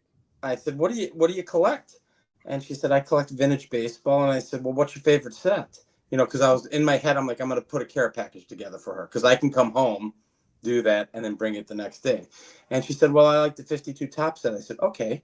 I said, "Well, who do you like to collect?" Mays and Mantle. I'm like, "Well, I can't bring you those." So I'm like, "Do you like?" So in my head, I'm like, "Do you like 1959?" And she's like, "Oh, I do, yeah." So I made a care package for her and brought it to her at Ash's dinner, and she was so grateful. Wow. And Jason was such a great guy. And then I saw them at trade night, and I looked at her table, and she has an incredible collection, and she knows her stuff. So shout out to Finley. I shouted her out on my channel already. But that is the hobby. Now, the one downfall, she said, "I know Chris from Missouri." I said, "Well, that's strike one against you. That's the only one. Chris." And I said, "Next time you see him, you tell him my channel is 10 times better than his. But other than that, that's the only strike you got against you." So, but she was a great kid. Jason, her father, was an awesome guy. I loved meeting them. I loved to see that. In addition to that, it was so awesome. The winner, the big Mantle Aaron card. If you hadn't seen our highlights video, that was such a great kid. That was great. That was great to see. Yeah, that was awesome. We just created a lifetime vintage collector with that prize win there. It was what they left, and then when you called them, they drove all the way back to come pick it up. Which that's a good story. That is so cool. And I think what did he say, John? He's like gonna be 13, or he's about to turn 14. So I'm guessing he's like going to be about a freshman in high school, right? This next year, probably. Yeah. No, that's fantastic. Yeah. And that's his first vintage card. And his goal coming to the show was to get a vintage card, and he won that one. He won a pretty good one. Yeah, I'd say that's top of the list for most people, and he got it right out the chute. So, absolutely. All right, guys, I'm gonna bounce, but I appreciate you letting me hop on. And you guys last night, I'm bummed I wasn't there. I was on the live stream for a little bit, but I look forward to hearing more about it and learning more about how it went besides just that video, because I don't know what you guys are gonna be talking about next, but it sounded awesome. And the one in Strongsville was amazing, which I'm looking forward to. So yes, but I'm gonna check out. All right, my friend, we'll see you. See you guys. We're definitely doing Strongsville. Don't know what's gonna happen next year at the National. So right.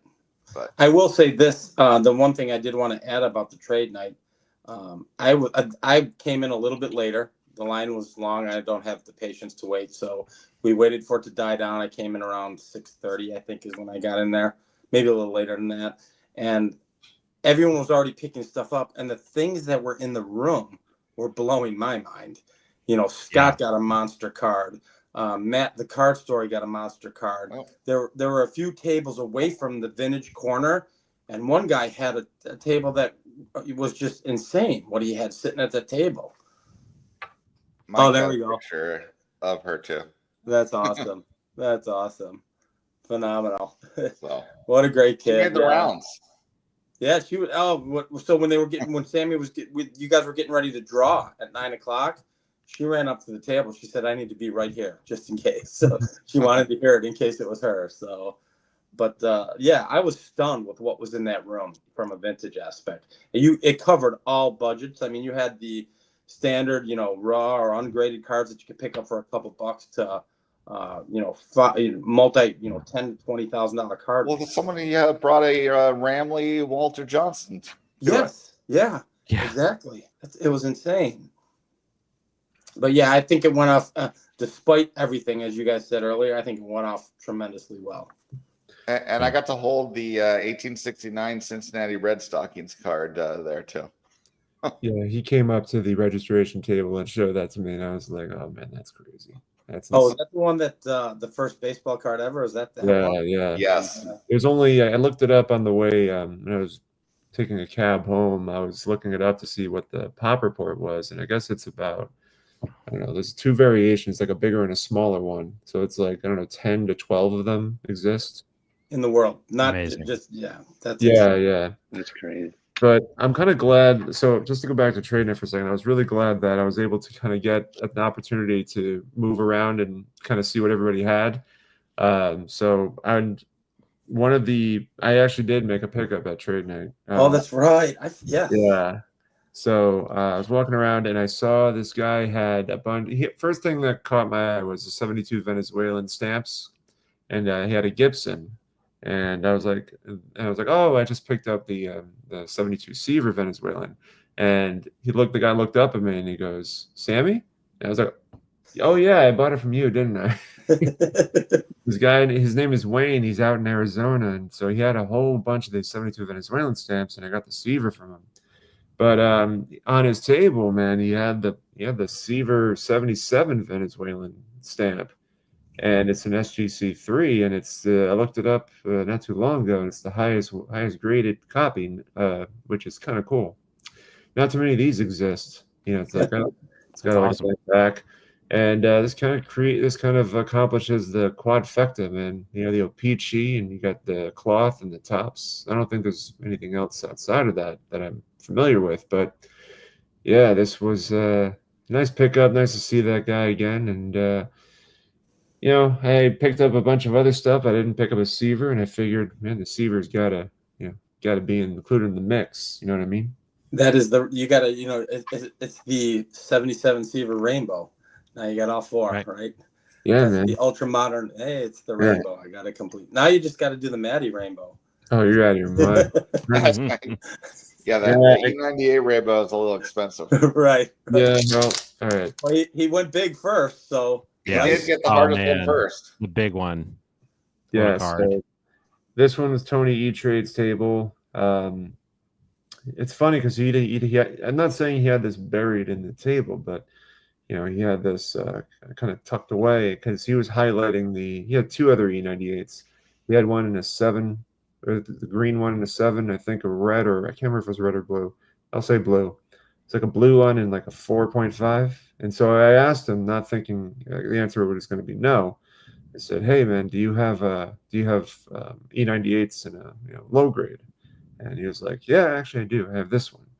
And so he didn't have a price marked on this, but I think he ultimately said it was like, "I want 7,100 for it." And so I was looking up the last time this one sold. Again, these are few and far between as far as sales go. I mean, last time this one sold, a card, the orange one sold was for 5,400, but it was about a year ago or so. So I offered him, I made him an offer of, I think it was like 55, 56, and he didn't want to do it. And so then, I asked at 6, would you take 6 for it? He wouldn't want to do it. So he came down to 6,500, and I had to kind of go around the room a few times. I talked to some people. I talked to George Diamond Yard, I was asking a lot of people about. I even asked Chapel. I said, "What do you think?" I asked Tony Monster cards what he thought. It was really kind of going around the room trying to, get as many perspectives as possible. And they all said the same thing. One thing that they said, which was all the same, which was, listen, man, that card is not going to go anywhere but up in the future as far as value goes. If you don't do it now, you're going to regret later on because of how difficult these are to acquire. So I went back and I said, all right, man, let's do it. And we made the deal. And it was literally maybe 45 minutes into Wednesday that I did this. So for the rest of the day, I was literally just kind of walking around watching you guys spend money and filming. And I was able to, do all the 4 collectors filming, or the 4 collectors editing, and my own filming and editing and so forth. So not 100% true. You picked up some things still, though. I know I did, but I mean, it pales. All right, it pales in comparison as far as value goes, but as far as quality of the card, absolutely. Right. No, I got a kick out of it. Every time I saw you, you said, "Man, I got no money," and then he's buying another card. I'm like, "I thought you had no money." I got no money. Yeah. Oh, look at that. I had to dip in a little bit. Listen, man, there were cards that had to be had. You know what I mean? Exactly right. Yeah, trust me, I know that feeling. Yeah, it's funny to see. Like, I feel like maybe in the future for like a big show like this, whether it's the National or Strongsville, or those are probably the 2 big ones where I would say that this would be the strategy. Where, like, I feel like maybe in the future I will go into the show and like spend most, like, pick out like one big card or have like a huge card in mind, and I spend like 95% of my budget on that, and then I just spend the rest of the show hanging out. Like I kind of would rather do that than, like, because I ended up, and I wouldn't, let's see, there's 3 here, 1, 2, 3, 4, 5. I ended up buying like 10 cards over the course of 3 days, but they were all kind of in I showed the King Kelly, that was the big one, and there was one other, as Dan likes to say, comma card that I bought, which I'll show. But other than that, everything was kind of in that sort of mid-tier range. And I had like a big list. I almost just feel like in the future I'd like to go with like a small list and say, okay, like this is there's like maybe a choice of like 3 or 4 huge cards that I want, and then the rest of the time there won't be as much pressure. Like, I will just try to enjoy. I'll try to like enjoy walking around as opposed to really like spending the mental energy of like trying to find stuff. And it's funny because like the other big card that I bought, the other comma card that I bought, was a card that was not necessarily on my list, but it was like it was on my sort of like long term of like, at some point I'd like to buy that. And I ended up getting it. And you mentioned Bill Chappell, Sammy. I bought this from Bill Chappell, which is a borderless 1922 American Caramel E121 of Ty Cobb, with the same card, the same pose, the same image as the Cracker Jack, which was a huge part of why I wanted it. And nice back, but again, just doesn't have has no border. Evidence of trimming. Mike Junkwacks here and I joked, it's like, what gave that away? And what's funny, Sammy, is I'm pretty sure that I had seen this card from one of your videos. Maybe it was the last Philly show in Bill Chappell's table, or maybe it was Strongsville. Might have been Strongsville. It was probably Strongsville. And it caught my eye, and he still had it, and I was like, that's a pretty cool card. And I don't know how often I'm going to see an affordable version of that card. And I was able to package that together with this. So Bill Chappell cut me a really nice deal on buying these 2 together. That spawns a beautiful example. Yeah, for one, especially. That's a great looking card. It's just got some like paper, a little bit of like paper loss creasing down there, but I was happy with the centering, good color, and I only. As far as I try to collect like the affordable quote unquote Hall of Famers from the Leaf set. And the only one that's left that's on my list that I really want is the DiMaggio, and that will probably be my target at the Philly show here coming up in a few weeks. That was a little outside of the quote affordable ones, isn't it? Well, just in terms of like affordable for me, I guess is what, Right. what I'm saying. But like I'm not like the Jackies out of like, I'm not going to spend the money on that. And I actually kind of think that, and I don't, no offense to anybody that loves these cards because they're amazing cards. I kind of think the Ruth and Wagner's from that set, like I wouldn't spend my money on those cards personally. But Hughes, I wanted to ask, what were I jumped on a little late and you already showed it, but did you make any splashes? I bought a few cards, but after seeing everybody else's cards, I'm like, I'm just keeping mine on the desk. No, come on. Not allowed. I don't have a big budget as a Doesn't newer matter. vintage collector. Doesn't matter. You know better than that. That don't mean anything. You gotta show it. I'll show a couple. I bought a 73 Clemente. See if I can get that in a 4.5 here. I love that I'm on card. backwards. Because it was his last card, I had wanted it. It's classic. I bought a Could you show the 73 Nolan from Nolan Ryan run. There These also are beautifully 73. centered. These are beautifully centered, beautiful cards. Yeah, that's the thing about These the are awesome. 73s. And then the other one I bought, or one of the other ones was an autograph card. I'm trying to get the glare to not show of Sammy Ball. It's an autograph.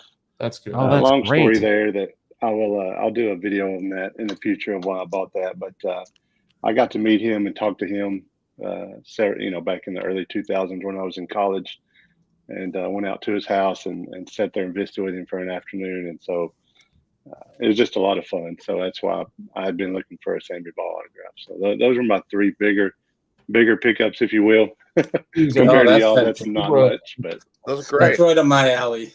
Are you building the 73 set or is it? I'm not. I'm building a Nolan Ryan set, and then I like to collect the last cards of players.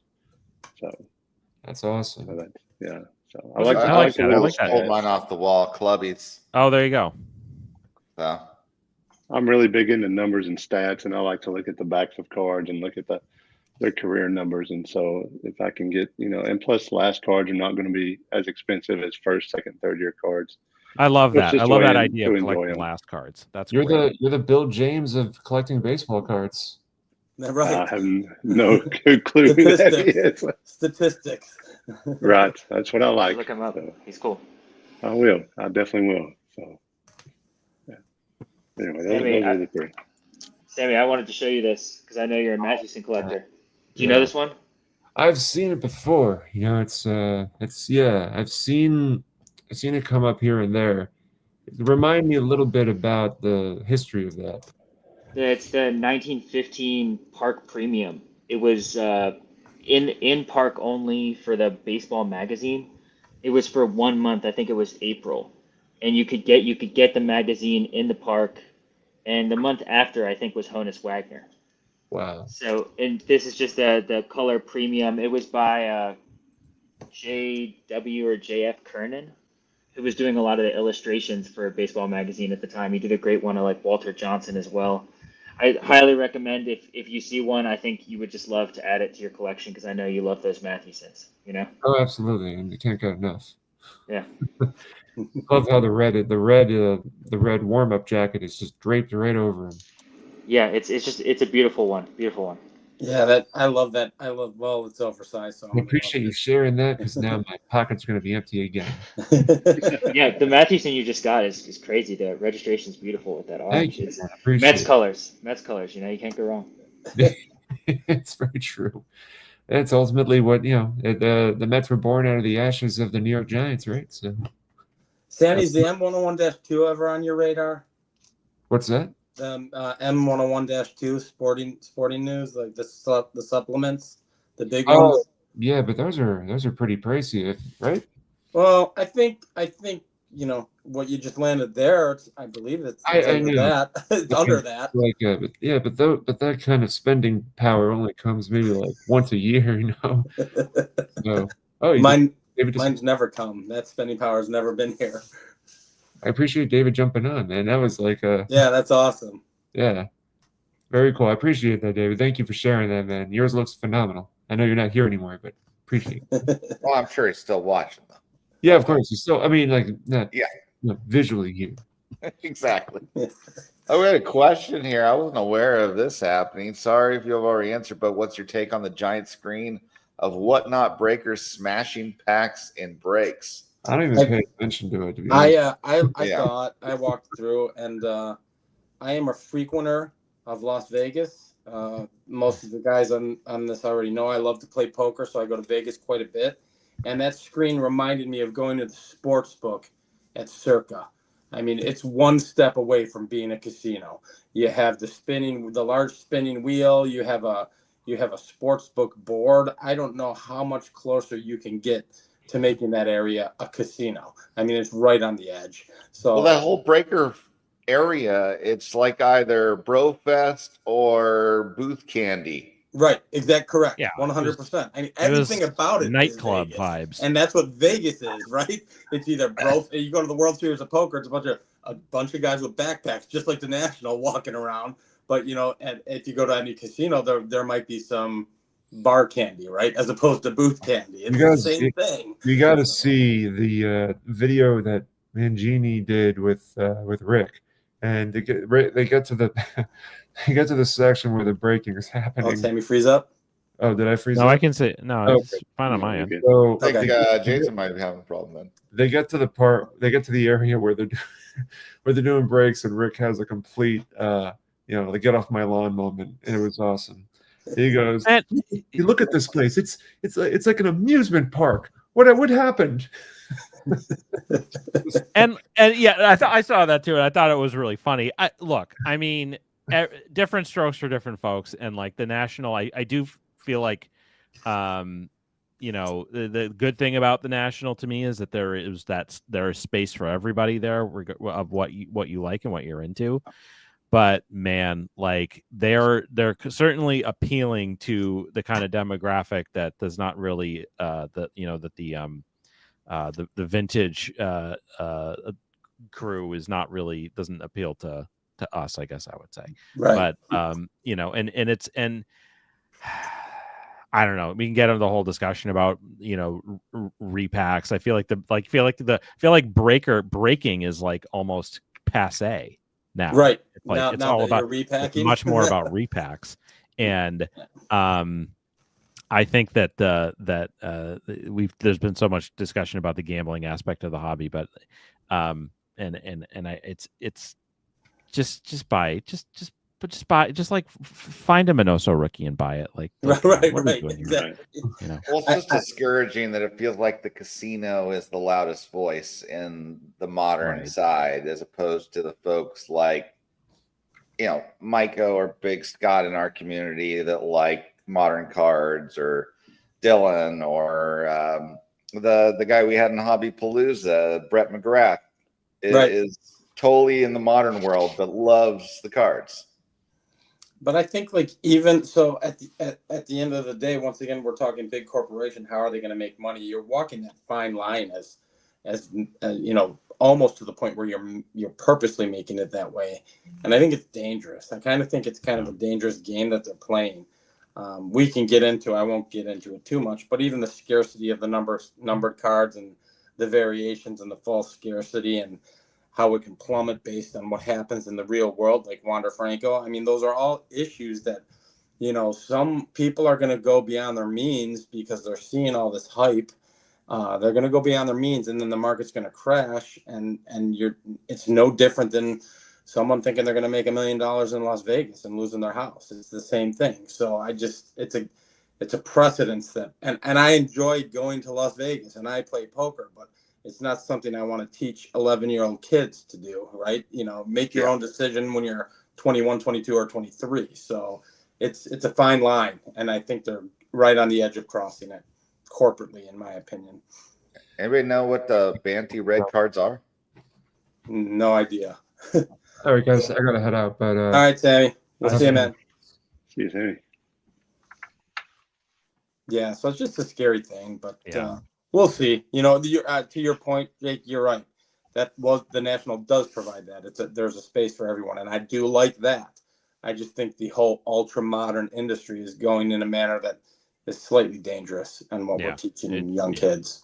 Feels but like it's again, feels like it's going to pop. But I do think, and it is nice to see, and maybe we'll start to see this where either the modern stuff, it gets like so expensive, or kids get burned a lot, or by whatever it is, and they start to think to themselves, well, what's like a little bit safer? Well, maybe buying the cards of the guys that have been dead for 50 and 100 Right. years. Exactly right. Like it's, Right. maybe, and I want more people to be involved in it. It's been really heartening and nice to see just a few examples that we know of, but maybe others that at the national, that there are kids that really are into this, that like this, that was like how I was as a kid in the 90s. And I was all about the players from the 50s and 60s and the pre-war era, and that was the stuff that I wanted to get my hands on those cards.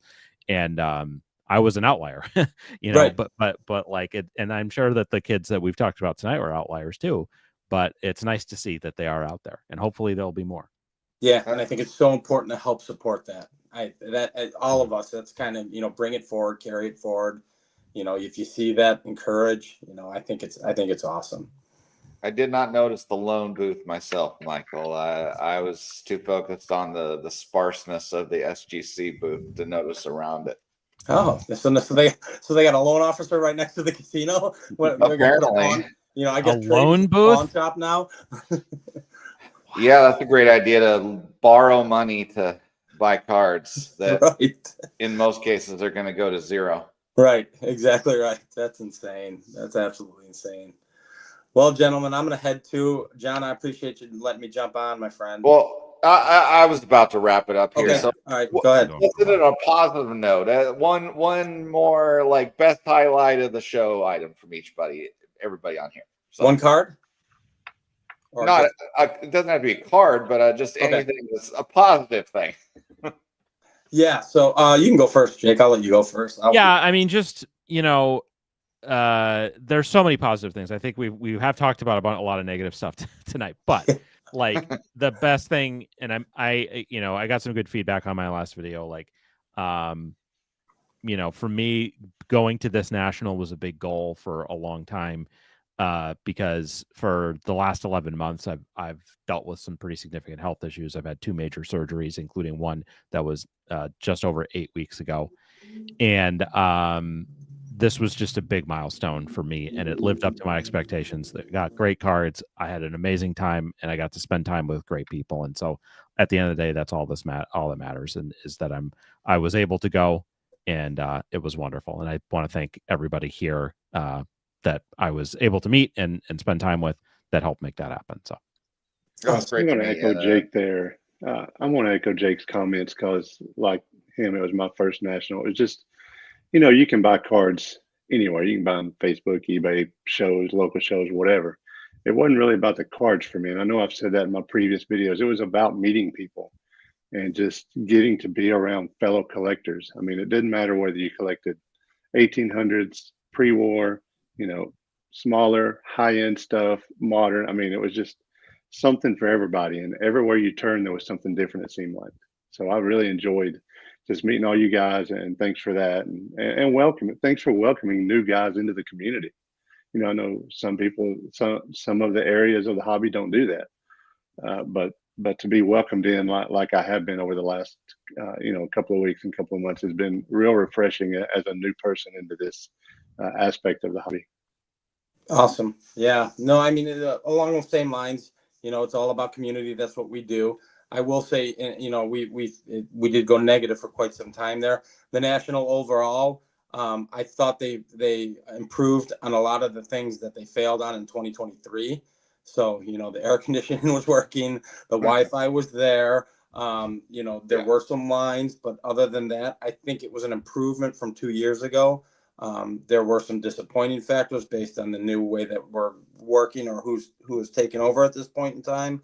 But overall, it's always a net positive. If anything, to see your friends, but also, hey, to see some amazing cards. You'll go into some of those REA booths and some of the booths where you'll see stuff that you're never going to see again. So it's amazing to see that. Educate yourself and have fun. It's always going to be a net positive when you're doing what you love in the hobby. As much as we can complain here and be negative, it's a net positive. So I had a blast, and I'm tired, but I had a blast. And well said, all of you. And to me, one of the things that is just huge in this is it's like having another childhood. Honestly, we can all be kids again with this. it brings it back with me of I participated in Eric Fourleaf, $5 for a card for him, which he'll show on his channel, and $5 for me. And with that $5, I bought this 85 Fleer Dwight Gooden, which is the first card I ever traded away to a friend as a kid, and now it is back in my collection. At the time I traded it, it was going for $30, and now it was $5. So there we go. Am I a sports card investor now? I see high and bought low. Well, it's that ultra modern stuff from 1983. So, and to me, doing all these things with the guys, it feels like high school or college again. That's how all of this feels with the camaraderie. It's that same spirit that I really didn't have for I don't want to say how long ago since I finished college, but it's nothing quite like this for me in my life until this. It felt like college again. So yes, perfectly said. Perfect. Yeah. Great. So, all right, everybody, we still got over 100 people here. I'm amazed. Thank you, everybody, for supporting the channel. Thank you, everybody, for watching. Anybody who couldn't make it, I'm sorry. We missed you. It would have been great to see you too. Everybody that was there, I'd love to see you. And with that, thanks to everybody that came on the panel before. Thank you, Jake, Hughes, Jason, for coming on. And all of you out there, we will see you next time on For Collectors. See you. Bye-bye. Bye for now. Love my hobby. Keep collecting baseball cards. But hey, we want to keep the lights on here at For Collectors Studios, so hit the like button for us, guys. So thanks everybody for coming, and we'll see you next time on For Collectors. All right, guys, have a great rest of your night. Subscribe to the For Collectors channel if you haven't done so yet, and we'll see you soon. All right, guys. Clemente Collector has said we hit a grand slam, so that makes me feel good.